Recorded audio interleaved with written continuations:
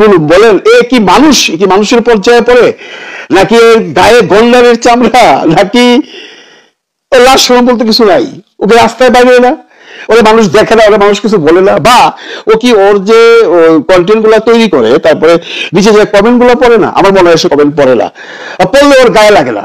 এই ভদ্রলোককে মানুষ 90 না 95% মানুষ গালাগালি করতেছে, কি যে অশ্রাব্য ভাষায় গালাগালি করে, যদি আপনারা একটু কমেন্ট গুলা দেখেন আপনারা নিজেই বুঝবেন।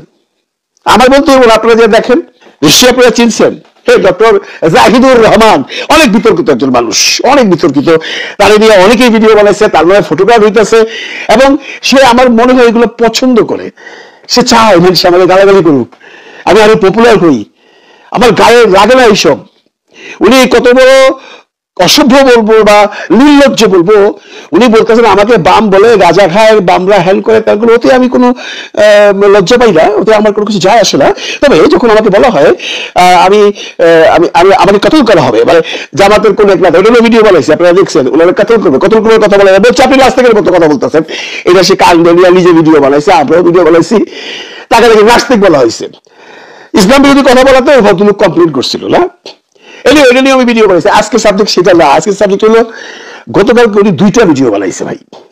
একটা ভিডিও হলো বিজ্ঞানী আজমির সাহেব, একটা ভিডিও আপনারা অনেকেই দেখছেন, যেখানে আজমির সাহেব বলছেন তার নিজস্ব জবানে যে আমাকে জেনারেল ওয়াকার সাহেব রাইটারিয়া তার মানে অফিসে লাঞ্চ করতে বলছে, আমি গেছি, আমাকে যাওয়ার পরে বলতেছে স্যার এই যে আপনি মামলাটা করছেন এটা নিয়ে আপনার আগায় না, এটা আমাদের আর্মির মান সম্মান ক্ষুণ্ণ হবে, সম্মান দিয়ে কথা বলছে ওয়াকার সাহেব।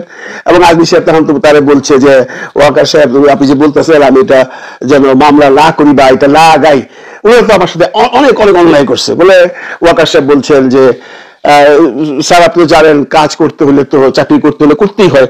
তখন আজমি সাহেব বলছেন যে এরকম চাকরি না করলেই হয়, যে চাকরি করলে এমন আমার উপরে যে কি অত্যাচার হয়েছে সেটা আমি জানি। এর নিয়ে লাস্ট সমাধান হয় নাই, আজমি সাহেব খাওয়া দাওয়া করে চলে আসছে, ঘটনা এখানেই শেষ। এইটা তার প্রবলেম হয়েছে, সে এটা নিয়ে ভিডিও বানাইছে, আপনারা যারা দেখেন তারা দেখে নিন। ভিডিওটার মূল উদ্দেশ্য হলো আজমি সাহেব যে কথাগুলো বলছে সর্বৈব মিথ্যা, উনি বিশ্বাস করে না।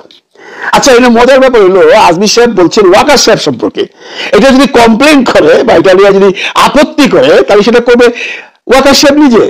উনি ওয়াকার সাহেবের করতেছে, এই জন্য তাকে মানুষ গালাগালি করতেছে, বলতেছে তুই কি ওয়াকার সাহেবের দালাল নাকি, তোর কি টাকা দেয় নাকি। ওয়াকার সাহেব তো তোরে বলে নাই এগুলো বলার জন্য, সমস্যা হলো আজমি সাহেব ওয়াকার সাহেবের লগে।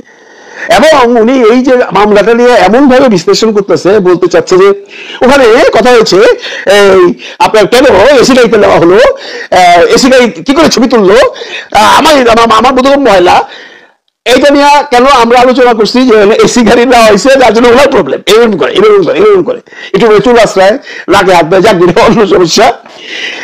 এসি গাড়ি দিছে এটা নিয়ে তার সমস্যা, এবং এসি গাড়ির ভিতরে যে কোন সাংবাদিক ছবি টবি তুলছে, যদিও আমি এসি গাড়ির ভিতরের ছবি টবি এখনো দেখি নাই, এটা কেন তুললো, এবং এসি গাড়ি নেওয়া তো নাকি খুব একটা এটা নিয়ে কোনো আলোচনা হওয়ার কিছু নাই।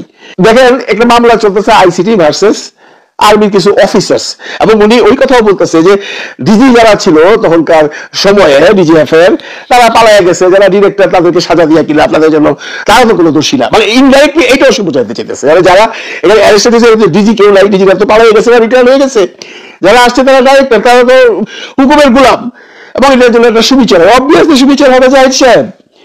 আপনি কি মনে করছেন বাংলাদেশের মতো জায়গায় আইসিটি আর্মি থেকে প্রতিপক্ষ মানে আর্মির বিরুদ্ধে সুবিচার না করে পারবে দিব? নিশ্চয়ই না, মানুষ তো সুবিচারই চায়।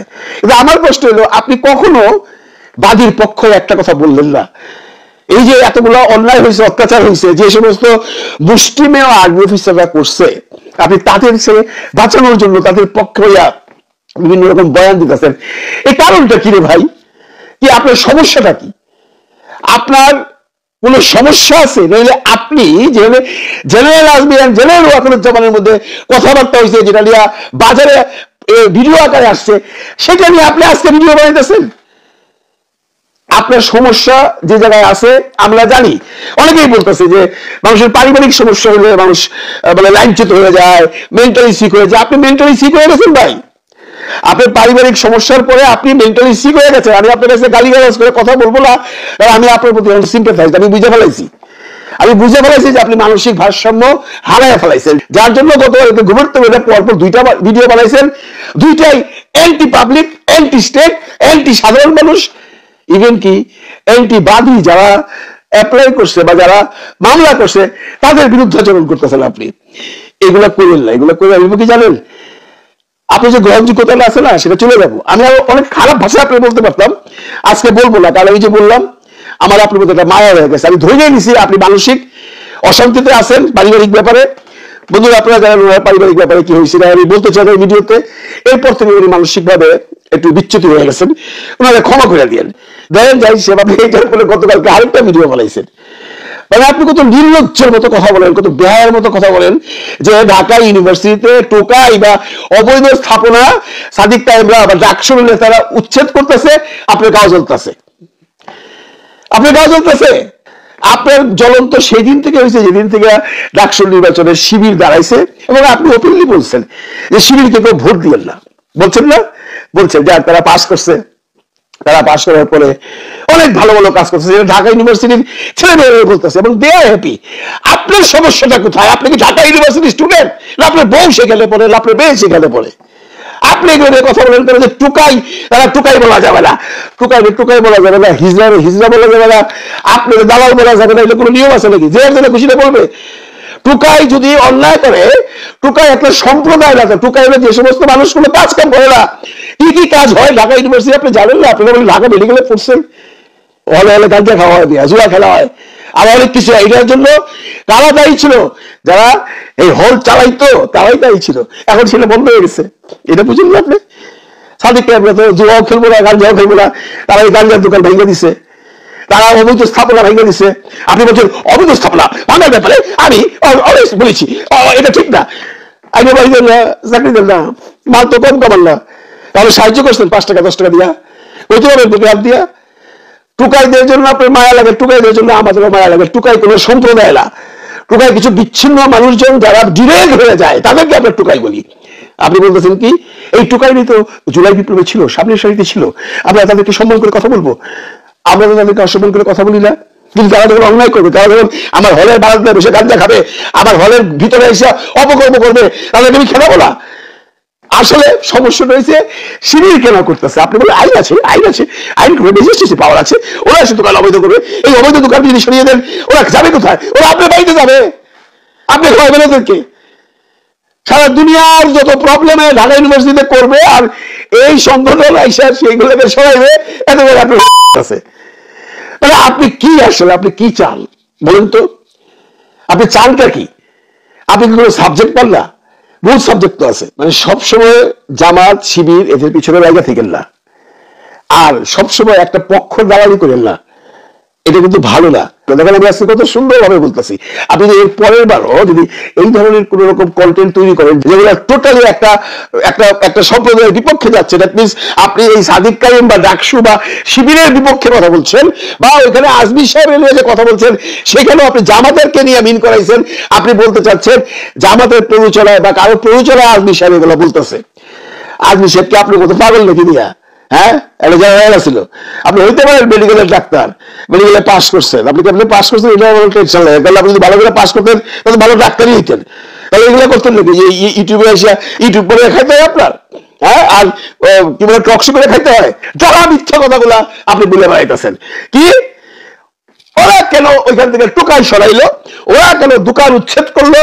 তার মানে আপনি চান বাংলাদেশের সমস্ত লোক অবৈধ দোকানদারি করুক, রাস্তাঘাট দোকান দিয়ে ভরে থাকুক, মানুষ যদি হাঁটতে না পারে, টুকাইরা আমার বাড়িতে এসে গাঁজা খাক, টুকাইরা আপনার ঘরে বসে মদ খাক, বলা যাবে না, কারণ ওদের টুকাই, ওদেরকে টুকাইও বলা যাবে না। ওরা হলো নিগৃহীত একটা দল বা দরিদ্র একটা গোষ্ঠী। তাহলে পারেন না রে ভাই, পারতে পারেন না? দিচ্ছে এরা এটা দেখার লাগে, দেখেন আমি রাস্তা থেকে 5টা ছেলেকে এনে আমি মানুষ করেছি বা মানুষ করছি, করছেন? 5 টাকাতে কোথাও সাহায্য করছেন কাউরে? আমার তো মনে হয় না। তো মোট কথা হলো আপনি মানসিকভাবে খারাপ আছেন, এই জন্য আজকে বেশি করে কিছু বললাম না। আপনি এমন কোনো কন্টেন্ট বানান না যেগুলো বেশ দেয়। আপনি কত বড় একটা কথা বলছেন আপনি জানেন, যে জেনারেল আজমির কথা আপনি বিশ্বাস করেন না। আর আপনি বিশ্বাস করলে না বিশ্বাস করলে আপনি তো পুষে লাগে বিয়া, আপনার কথা কিছু হবে নাকি? ওটা বলতে পারে যে ওয়াকার সাহেব যে না উনি আমি এই ধরনের ঘটনা ভালোই নাই, সব আপনি এসে দালালি করতেছেন, আপনি এসে সাদিক তায়েবদের বিরুদ্ধে কথা বলতেছেন। আপনি পাইছেন নাকি বিয়া? পাগল সব জায়গায় নাকি? ঠিক বলতে পারেন পাগল বাইক দিব বেশি আপনার। আসলে আপনি একটা উল্লুকা পার্থা। আমি চাই না আপনি রাস্তাঘাটে মানুষের কাছে লাঞ্ছিত হন। এই যে বললাম আপনার প্রতি আমার একটা মায়া হয়ে গেছে সেই ঘটনার পরে, আপনার পারিবারিক ঘটনার পরে। আমি আজকে আপনাকে এমন করে কথা বলতাম, যদিও বলে লাভ নাই, আপনার তো কাছে আমরা মনে হয় না গল্পের সামনে আপনারা পাত্তাও দেন না। কারণ যদি পাত্তা দিতেন, যে পরিমাণ মানে ব্যাড কমেন্টস আপনার এখানে আসে, আমার এখানে যদি এর 4 ভাগের 1 ভাগ কোনোদিন আসে, জীবনের নামে ইউটিউব করুক না ভাই, লজ্জা ইউটিউব ছাইড়াই দিব। আপনি তাহলে করতেই আছেন, গালি খাইতে আছেন, করতেই আছেন, গালি খাইতে আসেন, করতেই আছেন, পরিবার যেতেছে গা, ওই যেতেছে গা, ওই যেতেছে গা, কাউরে কি আর করেন না। আপনি মেন্টালি সিক, আপনি পারিবারিক ভাবে অশান্তিতে আছেন, আপনি নিজে ডাক্তারের ওষুধ হয় না, এই মিয়া ডাক্তারের ওষুধ হয় না, ডাক্তারের ওষুধ হলে ডাক্তার নিজে ওষুধ খায় না, আর একটা ডাক্তার দেখায়। আপনি তো ডাক্তার দেখান, একটা সাইকিয়াট্রিস্ট দেখান প্লিজ ভাই। তাহলে আপনি মানসিক ভাবে ভীষণ খারাপ আছেন। আপনার মতো একজন ট্যালেন্টেড মানুষ যদি এভাবে ডিরেক্ট হয়ে যায়, জাতি সমাজ আমরা একটা বিরাট ট্যালেন্টকে হারায় ফেলাইবো। এটা আমি যোগ করে বলতেছি, আমি সিরিয়াসলি বলতেছি। আপনি একটা ভালো সাইকিয়াট্রিস্ট দেখান, ঠিক আছে? বন্ধুরা, আজকে ওর সম্বন্ধে বেশি গালাগালি করলাম এই জন্য যে আপনারা তো জানেন ও মেন্টালি আপসেট পারিবারিক ব্যাপারে, কাজেই বুঝে বললাম। তারপরে যদি না বলে বা না বুঝে, তাহলে পরে দেখা যাবে কি করা যায়।